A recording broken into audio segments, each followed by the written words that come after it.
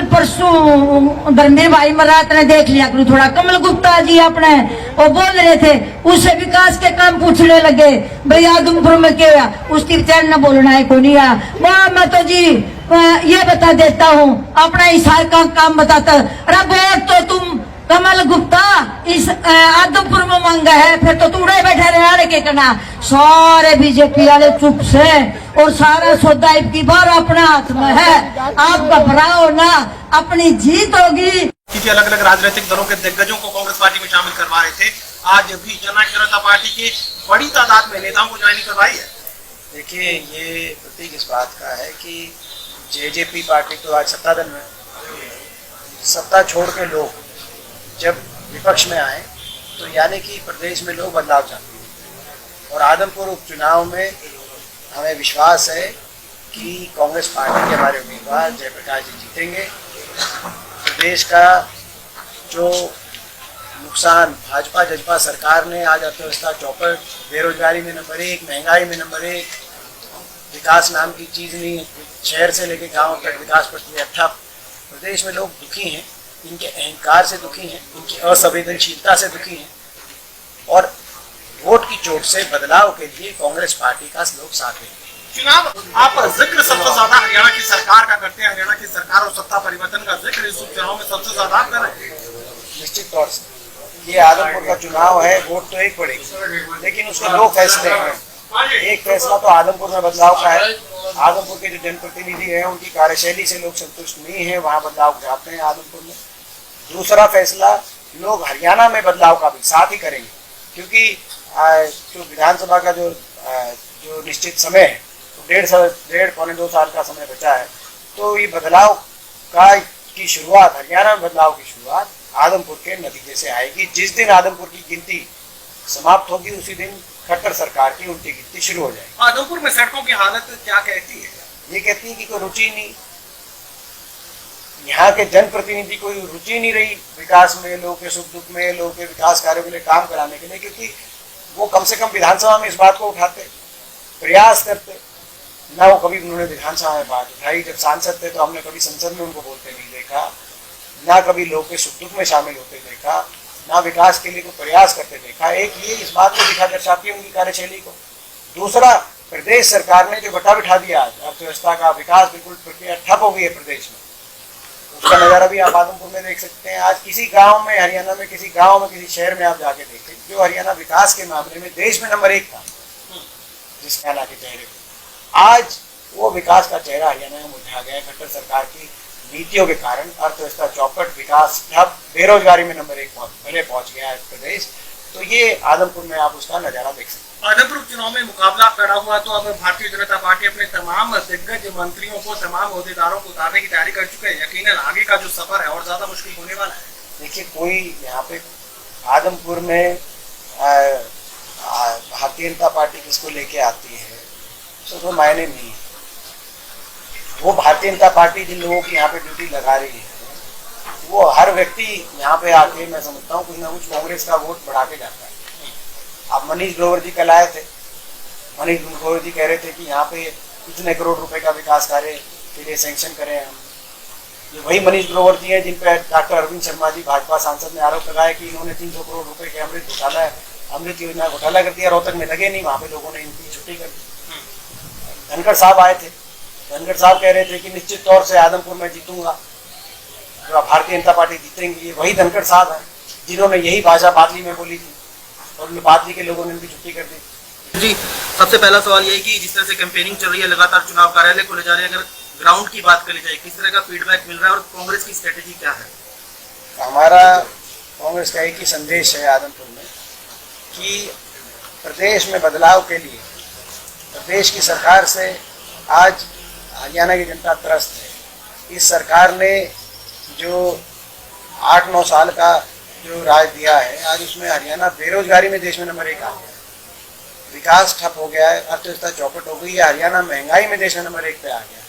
गरीब आदमी को राहत के लिए जितनी योजनाएं चल रही थी, 100 गज के प्लॉट से लेकर मकान की योजना तक, मनरेगा की योजना से लेकर स्कूल में वजीफे की योजना तक, सब या तो पूरी तरीके से बंद कर दी गई हैं, उनको जहन लगा दिया गया। तो आज किसान सड़क पे है, गरीब आदमी सड़क पे है, स्कूल के बच्चे सड़क पे अपने स्कूलों को बचाने के लिए इस सरकार से हर वर्ग दुखी है और बदलाव चाहता है। इनके अहंकार और घमंड को तोड़ के हरियाणा बदलाव लाना चाहता है और उसके लिए आदमपुर के अंदर मतदान करेगा।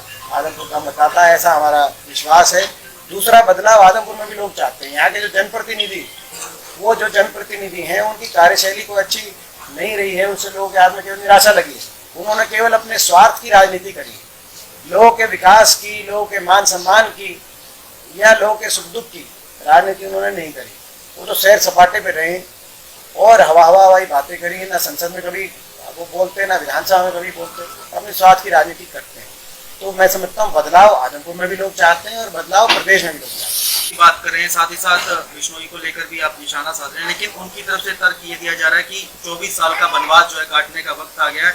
मंत्री पद की दुहाई तक जो है एक तरह से आदमपुर में इस तरह की दुहाई देते भी नजर आ रहे हैं।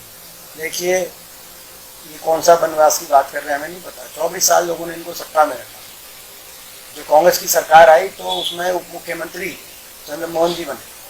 वो भी कहीं ना कहीं ये इनको नहीं मानते, लेकिन वो भी कहीं ना कहीं आदमपुर के से उनका भी संबंध रहा है, जितना इनका रहा है। और वो उप मुख्यमंत्री बने, ये भी उप मुख्यमंत्री बन सकते थे। हमारी पहली सरकार में 7 शामिल थे। तो वनवास किस रूप में, विकास कार्य जितना कराना चाहे करा सकते थे, मगर भरी सरकार को छोड़ के भागे। उस समय आपको याद होगा 2008 में जब सरकार 4 साल रहे और उसके बाद जब भरी जो सरकार जो रिपीट होने जा रही थी सरकार 2009 में, उसको छोड़ के चले गए। तो विकास कार्य से नहीं, इनको अपने स्वार्थ से मतलब है। और भाजपा में भी अपने स्वार्थ से, सबको पता है भाजपा के शासन में बीजेपी के जो मंत्री हैं उन्हीं के हलकों में काम नहीं हुए, काम बीजेपी ने कराए हो। इनको कौन, ये तो अभी बीजेपी की एक लिस्ट आई, बीजेपी पे इनका कौन सा नंबर है वो समझ, उसको लेके अभी कोई जो है लिस्ट आई स्टार प्रचारकों की आदमपुर में 32वां नाम है इनका उस लिस्ट में। कांग्रेस में तो फिर भी दूसरे तीसरे नंबर पे इनका नाम आता था, 32वां नाम आया, वो भी आदमपुर से 32वां है।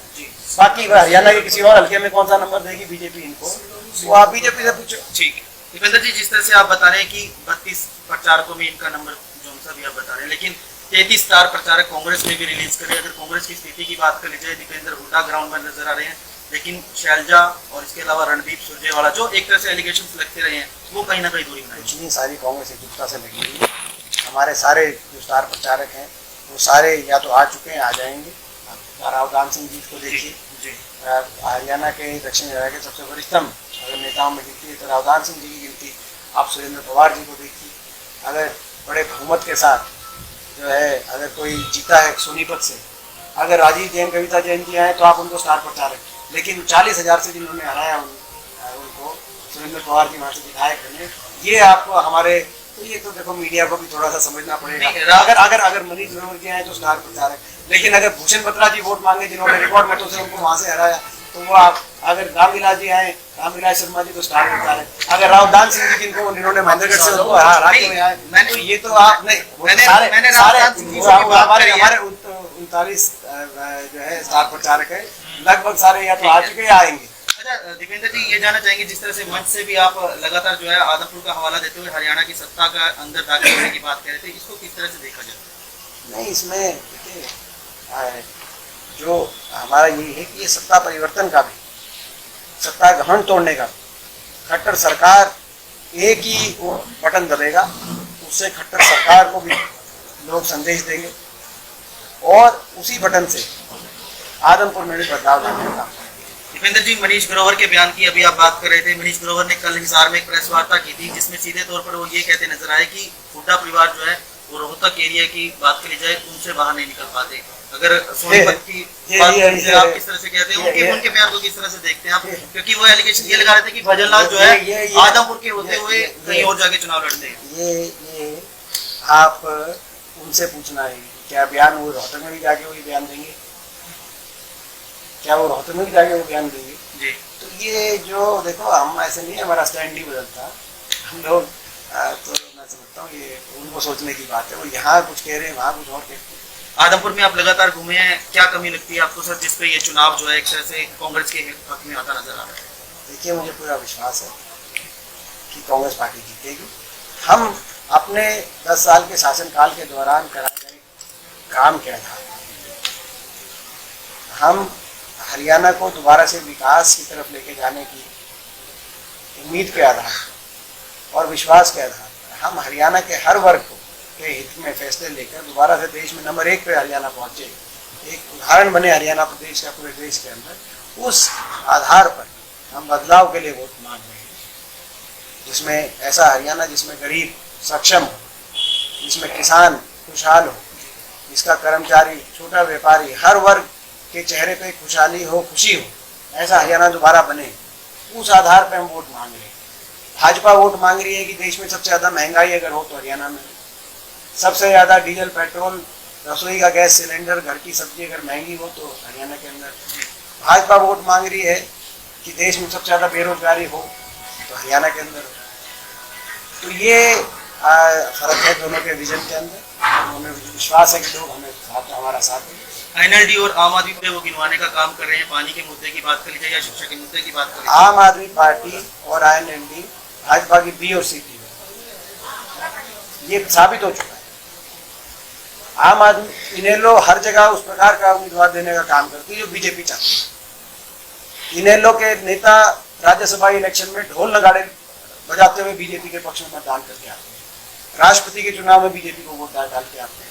जहां मतदान की जरूरत नहीं भी है वहां पे बीजेपी का समर्थन करके आते हैं और फिर यहाँ पे हरियाणा में आके उनके बीजेपी कहने से उम्मीदवार देते हैं। इसी प्रकार से आम आदमी पार्टी जब से हरियाणा में आई है, आपने देखा होगा पिछले कुछ दिनों से वो निशाने पे भाजपा को नहीं ले रही, वो निशाने कांग्रेस पार्टी को ले रही। तो ये सब बीजेपी की बी और सी टीम बन के भाजपा की खट्टर दुष्यंत सरकार का लाइसेंस रिन्यू कैसे किया जाए 5 साल में, उसकी साजिश रचने का ये काम करते हैं। लोग इस बार भाजपा के साथ भाजपा की बी और सी टीम को भी निपटाने का काम करते हैं। शुक्रिया।